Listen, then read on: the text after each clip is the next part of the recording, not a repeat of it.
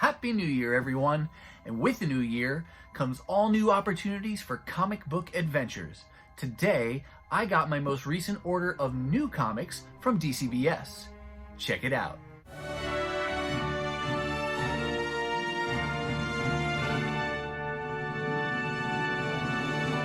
Hey everyone, and welcome back to the channel. My name is Chris, and this is Northgarden Comics. Once again, let me say Happy New Year to all of you. I hope you all enjoyed a safe and festive holiday season. You know, as for us here in the Northgarden household, it was like for many of you, it was a little bit different in these COVID times, but nevertheless enjoyable.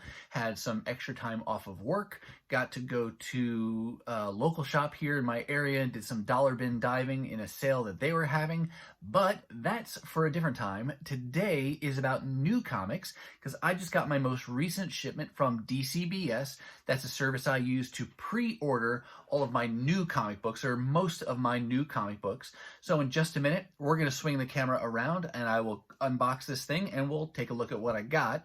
Before we do though, a little bit of housekeeping. Let me say, if you like this kind of content and you're not yet subscribed to the channel, please take just a minute and hit that subscribe button. And as you watch, if you see something you like, give it a thumbs up. And of course, please leave me your questions and comments down below. That being said, let's swing this camera around and get to the books. All right, as always, let's start with the unboxing experience. If you've seen this before, feel free to go ahead and fast forward just a little bit. I do like to show the unboxing from these new comic shipments for those of you who've never seen Dcbs before, aren't familiar with a service like this, and who would just like to know more. So every month I get one shipment of my new comics that I pre-ordered. These are books that I ordered back in October, and then they ship at the end of December. So now it's early January when I get this shipment. And they always come very well packed, very secure. This is a nice, thick cardboard box that I get my shipment in. I'll go ahead and peel these back here. And you'll see it's got these nice form-fitting foam sections that keep your books from shaking around. We'll go ahead and pull these goodies out. We got a couple extra goodies this month. Now I'm just going to clear this stuff away and then get these books unbagged for you. One other thing I'll show you here is how these come bundled. They're in a big plastic bag and they're all stacked here. I get all of mine bagged and boarded. I pay a little extra for that, and I get a little Mylar bag and a half-back backing board with this, but they always throw a couple extras in there so the shipment stays pretty rigid. So again, packing has never been an issue for any of my shipments. Okay, I've got everything unpacked now, and so we'll just show you the books in no particular order. This is just how they came out of the bag. So first up, this is Transformers, the ongoing title. Story right now called War World from IDW. And I apologize, I tried to minimize the glare here because again, these come in a Mylar bag, and try to get the angle right so it minimizes that for you. But just their basic cover A for Transformers War World, number 25, and it's extra, it's double size. You can see $7.99 price tag on that. Fortunately, because I pre-order these books, I'm not paying cover price on anything. Most everything is 35 to 50% off on any given month. So that's one of the primary reasons I go with a pre-order service like Dcbs. Here's Avengers ongoing title, number 40, another variant cover. This is the Swaby, S-W-A-B-Y variant. Didn't know what that looked like ahead of time. This was an instance where probably I didn't love the standard cover, so I just, you know, made a gamble and went with one of the variants. But you don't always get to see what the variant art looks like. You just kind of have to sometimes guess in my case. Another Transformers book here. This is one of the tie-in series. I think this is the final issue of it, Transformers Galaxies. So looking forward to reading this one. Again, it's supplemental to the main ongoing story. One more Transformers book, Transformers Escape. This, I think, is going to be like a 5-part limited series. I don't recall exactly what the story is here, but I'm guessing it has something to do with escaping, maybe escaping Cybertron.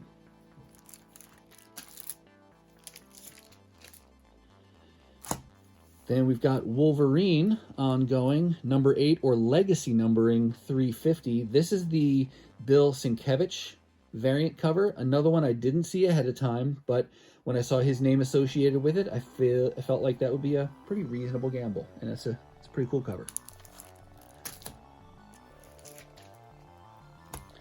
Then we've got X-Men, kind of the flagship title for X-Men, number 16.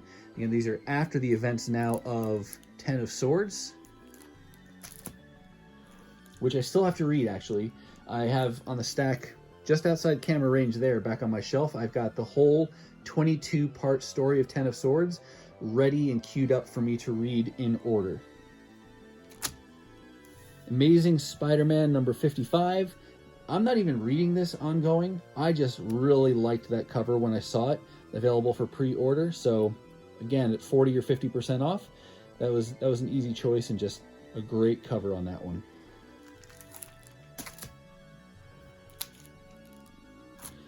Another Avengers book here. This is Avengers 39, just the standard cover.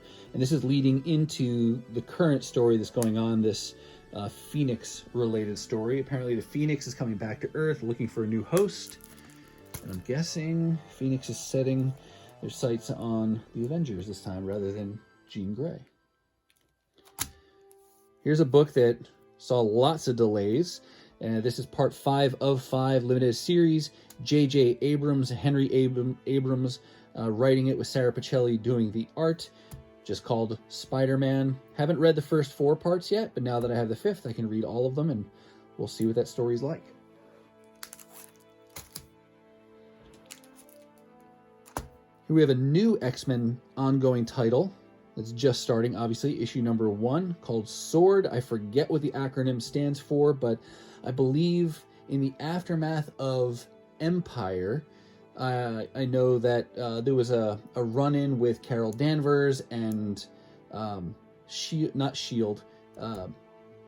Flight was either disbanded or she quit. Lorna Dane quit Alpha Flight and started her own group, but this is a space outward-facing branch of the X-Men to prepare to deal with extraterrestrial threats. And then we've got Marauders, number 16, my favorite of the current X-Men ongoing titles. Loving Kate Pryde in this book and the other characters. I think the writing, art, everything is fantastic, so looking forward to that one.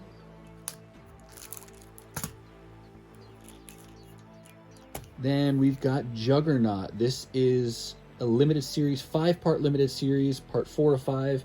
Honestly, I got issue number 1 because it was the first. I didn't get 2 or 3.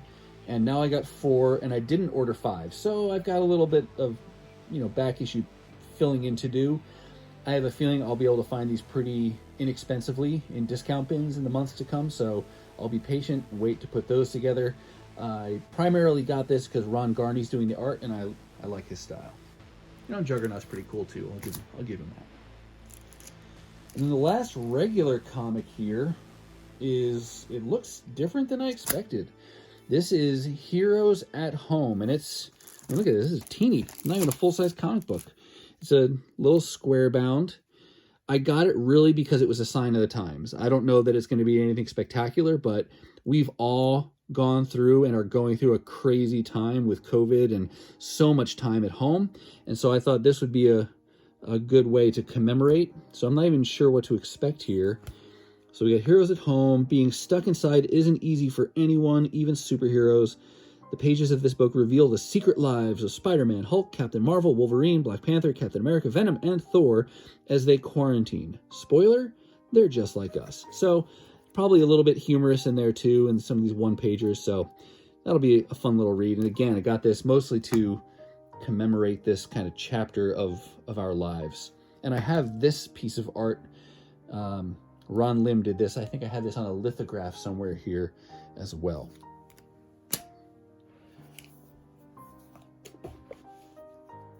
One more thing to show you that was a special order. This was an in-stock item that I ordered. Historically, I've only bought single issues of comic books. But in the last few months, I've really started to turn my eye a little bit more towards some of the oversized collected editions, and I'm not going to do it for everything because they get pretty spendy.